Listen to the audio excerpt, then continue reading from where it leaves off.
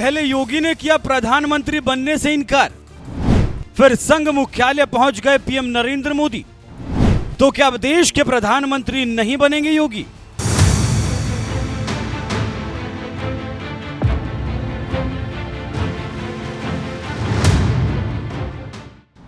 मोदी के बाद कौन? जब ये सवाल उठता है, देश की जनता की जुबान पर सबसे पहले एक ही नाम आता है, वो है उत्तर प्रदेश जैसे बड़े राज्य की सत्ता संभाल रहे मुख्यमंत्री योगी आदित्यनाथ।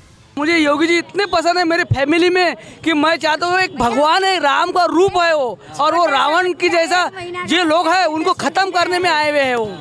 और मुझे सबसे ज़्यादा योगी जी इतने पसंद है कि मैं चाहता हूँ कि वो प्रधानमंत्री बने ताकि देश की सुरक्षा और अच्छी रहे और देश को और बढ़ाए। प्रयागराज में इतना अच्छा लग रहा है जैसे स्वर्ग में आ गए, अयोध्या में जैसा है कि जैसा लग रहा है स्वर्ग में आ गए हम। ऐसा लगता है कि साक्षात भगवान हमारे सामने आ चुके हैं और कहते हैं कि आपको क्या चाहिए। हम कहते हैं कि हमारे कुछ नहीं, हमें योगी जी चाहिए बस। योगी जी के लिए क्या कहेंगे, प्रधानमंत्री बनना चाहिए उनको? अरे अगर बन जाता प्रधानमंत्री तो गुंडन का तो गुंडा ही एकदम दूर कर देता। जो गुंडा लोग घूम रहे हैं दारू पी के, उनके तो हालत तो खराब कर देता। अभी तो यूपी को संभाल रहे हैं और जब पूरा देश संभालेंगे तो अलग माहौल होगा। हाँ, हमारे देश। अच्छा भाई जरा सा कोई बात होता है, गुंडा लोग खड़े हो गए, क्या है हट जाओ उधर लेकर रखा। बिल में दुबक गए हैं गुंडे मवाली। हाँ।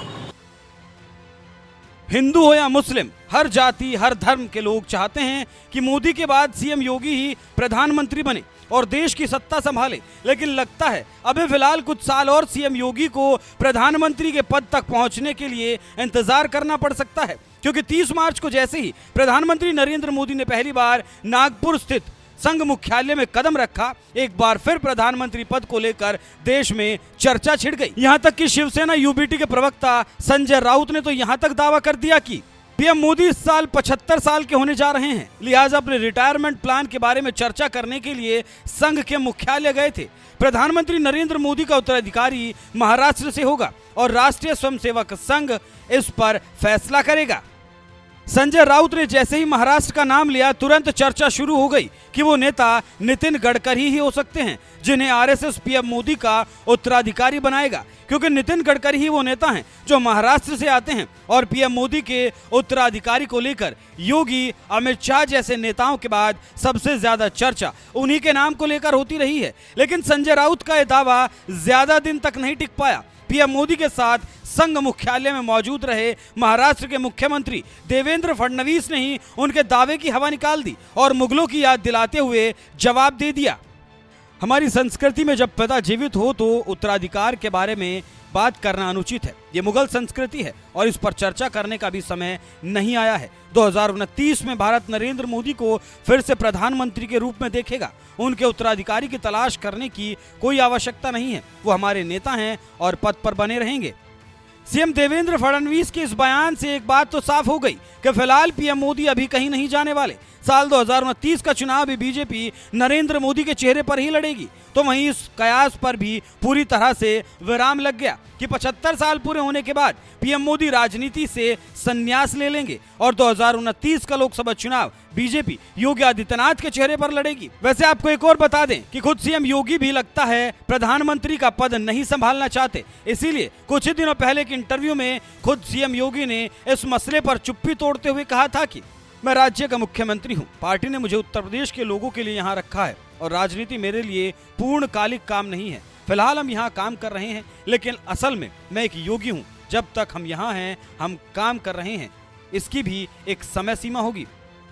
प्रधानमंत्री बनने के सवाल पर सीएम योगी ने ना तो हामी भरी और ना ही इनकार किया, जिसका मतलब साफ है कि भविष्य में बीजेपी अगर उन्हें यह जिम्मेदारी देती है तो वो संभाल सकते हैं। हालांकि कम से कम साल 2029 तक इसकी कोई संभावना नजर नहीं आती, क्योंकि 30 मार्च को जैसे ही पीएम मोदी संघ मुख्यालय से निकले, उनके साथ मौजूद रहे सीएम देवेंद्र फडणवीस ने अगले ही दिन बयान दे दिया कि हमारी संस्कृति में जब पिता जीवित हो तो उनके उत्तराधिकारी के बारे में बात करना अनुचित है। 2029 में भारत एक बार फिर नरेंद्र मोदी को प्रधानमंत्री के रूप में देखेगा? वैसे आपको क्या लगता है, क्या 2029 से पहले पीएम मोदी राजनीति से संन्यास ले लेंगे और योगी को प्रधानमंत्री उम्मीदवार बनाया जाएगा, या एक बार फिर बीजेपी मोदी के चेहरे पर दांव खेलेगी? अपनी राय हमें कमेंट कर जरूर बताएं। साथ ही एक इंटरव्यू में सीएम योगी ने तीसरी बार सीएम बनने को लेकर क्या कुछ कहा था, आइए आपको सुनाते हैं।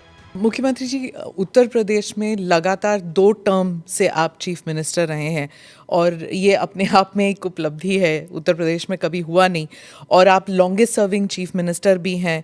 तो उत्तर प्रदेश की जनता ने आपको दूसरी बार क्यों इलेक्ट किया था? क्या इसलिए कि आपकी छवि एक हिंदुत्ववादी नेता की है, या फिर फर्स्ट टर्म में आपने माफिया राज पर जो धावा बोला था इसकी वजह से? किस लिए आपको दूसरी टर्म में, और क्या एक और सवाल इसमें, क्या आप हैट्रिक के लिए ट्राई कर रहे हैं? आप देखिए,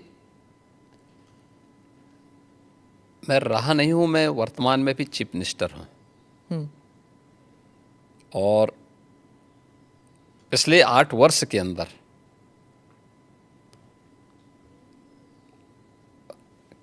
अपनी पार्टी के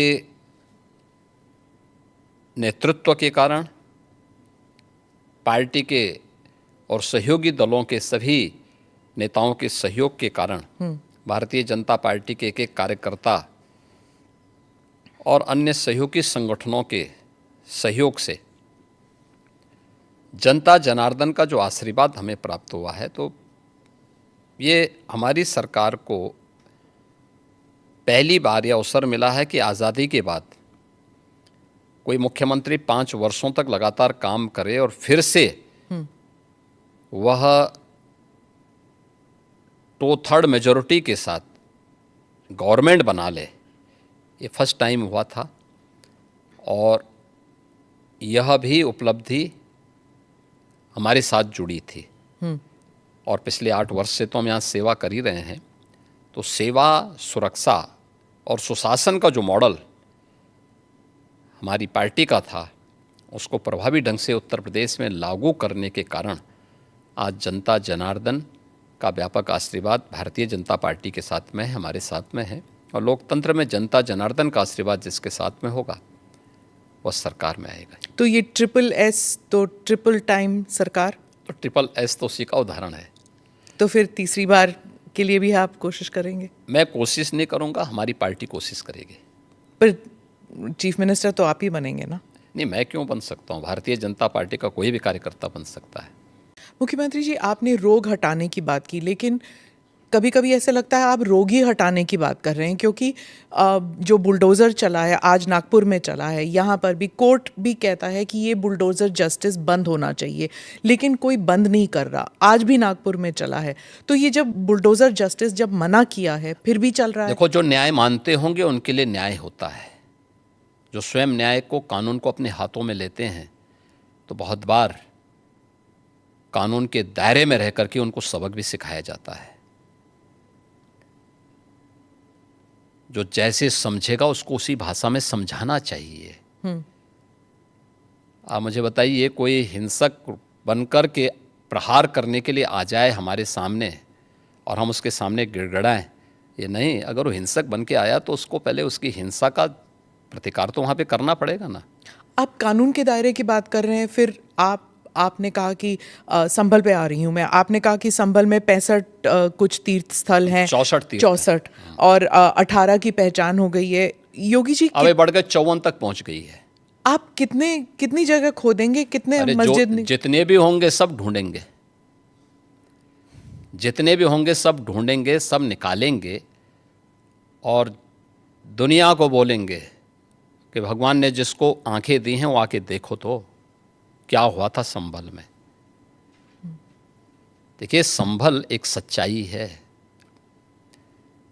और मैं इसलिए नहीं कह रहा हूं भाई आपको उपासना विधि की पूरी छूट है, कहीं भी आप बनाइए, लेकिन आप तो इस्लाम के मुद्दों से ही भटक करके काम किए हैं। पर ये तो बन चुके हैं, अब बन नहीं चुके हैं। इस्लाम कहता है कि किसी भी हिंदू मंदिर या किसी हिंदू घर को तोड़ करके आपके द्वारा बनाई गई कोई भी इबादत गृह एक खुदा को स्वीकार्य नहीं है।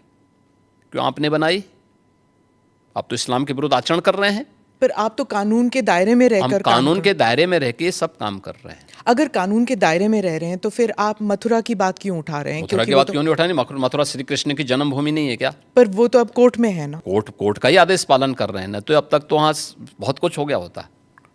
तो अयोध्या, काशी, अब फिर मथुरा भी, और कितने देखिए, और? आप मुझे बताइए, सनातन हिंदू धर्म के जो महत्वपूर्ण स्थल हैं, उन सभी स्थलों को हमारी विरासत के प्रतीक हैं। देखिए, डॉक्टर राम मनोहर लोहिया के नाम पे राजनीति बहुत सारे लोग करते संभल में ही होंगे। 65 निकाल रहे हैं आप, तो फिर 65 नहीं, वहाँ 68 सभी तीर्थों को हम निकाल रहे हैं। 54 से अधिक निकल चुके हैं और बाकी सभी को ढूंढ रहे हैं। शास्त्रीय प्रमाण उसके मौजूद हैं, उनको दिखा रहे हैं कहाँ कहाँ हैं। जिसने भी कब्जे किए होंगे उनको एक एक करके सबको निकालेंगे। कितने मस्जिद फिर निकलेंगे? मस्जिद, देखिए, सवाल मस्जिद का नहीं है, जितने अतिक्रमण होंगे वो अतिक्रमण हटेंगे।